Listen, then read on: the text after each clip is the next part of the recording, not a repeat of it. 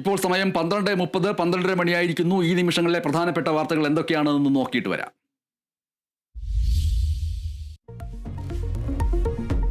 നിലമ്പൂർ നിയമസഭാ ഉപതെരഞ്ഞെടുപ്പിൽ തൃണമൂൽ കോൺഗ്രസിന്റെ സ്ഥാനാർത്ഥിയായി മത്സരിക്കാൻ PV അൻവർ നൽകിയ പത്രിക തള്ളി. തൃണമൂൽ സ്ഥാനാർത്ഥിയായി അൻവറിന് മത്സരിക്കാൻ കഴിയില്ല, പത്രികയിൽ പ്രശ്നമുണ്ട് എന്ന് വരണാധികാരി.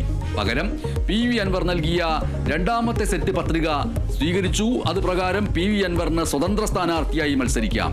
അത് പറ്റില്ല, തൃണമൂൽ കോൺഗ്രസ് സ്ഥാനാർത്ഥിയായി മത്സരിക്കാനുള്ള ആ പത്രിക സ്വീകരിക്കണമെന്നും അതിൽ പുനഃപരിശോധന വേണമെന്നും PV അൻവർ.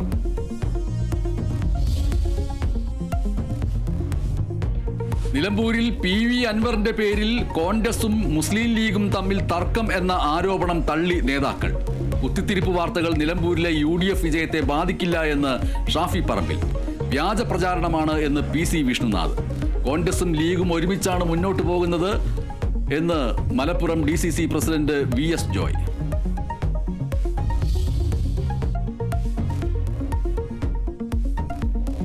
നവകേരള സദസ്സുമായി ബന്ധപ്പെട്ട് ക്രമക്കേട് നടന്നു എന്ന് ആരോപണം ഉന്നയിച്ച PV അൻവർ തെളിവുകളുണ്ടെങ്കിൽ കൊണ്ടുവരട്ടെ എന്ന് MV ഗോവിന്ദൻ മാസ്റ്റർ. മുൻപും പല ആരോപണങ്ങൾ PV അൻവർ ഉന്നയിച്ചിട്ടുണ്ട്. UDFന്റെ ഗതികേട് കേരളം ഇപ്പോൾ കണ്ടുകൊണ്ടിരിക്കുകയാണെന്നും CPIM സംസ്ഥാന സെക്രട്ടറി.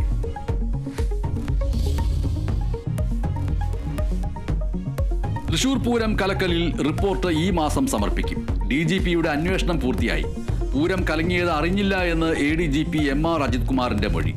12 മണിക്ക് ശേഷം മന്ത്രി K രാജൻ വിളിച്ചത് അറിഞ്ഞില്ലെന്നും ഗാഠമായ ഉറക്കത്തിലേക്ക് പോയി എന്നും ADGP.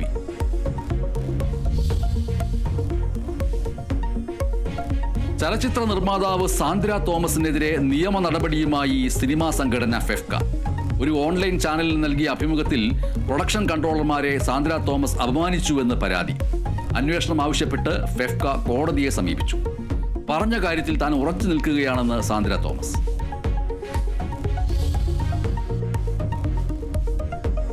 ഇന്നലെ നടന്ന സംസ്ഥാന സ്കൂൾ പ്രവേശനോത്സവത്തിൽ പോക്സോ കേസ് പ്രതി മുഖ്യാതിഥിയായതിൽ അടിയന്തര റിപ്പോർട്ട് തേടി വിദ്യാഭ്യാസ മന്ത്രി. തിരുവനന്തപുരം ഫോർട്ട് ഹൈസ്കൂളിൽ മുഖ്യാതിഥിയായത് വ്ലോഗർ മുകേഷ് M നായർ.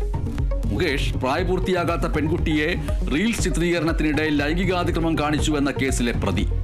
ക്ഷണിച്ചത് സ്കൂളല്ല എന്ന് ഹെഡ് മാസ്റ്ററുടെ വിശദീകരണം.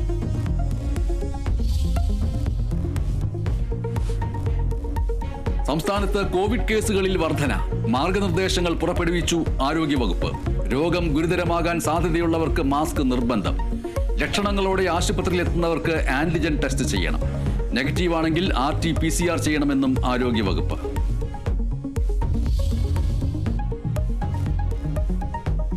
ഇന്ത്യൻ പ്രീമിയർ ലീഗിൽ ഇന്ന് കലാശ പോരാട്ടം. 18ാം സീസണിലെ ചാമ്പ്യന്മാരെ ഇന്നറിയാം. റോയൽ ചലഞ്ചേഴ്സ് ബംഗളൂരുവും പഞ്ചാബ് കിങ്സും ഫൈനലിൽ ഏറ്റുമുട്ടും. മത്സരം രാത്രി 7:30 അഹമ്മദാബാദിൽ.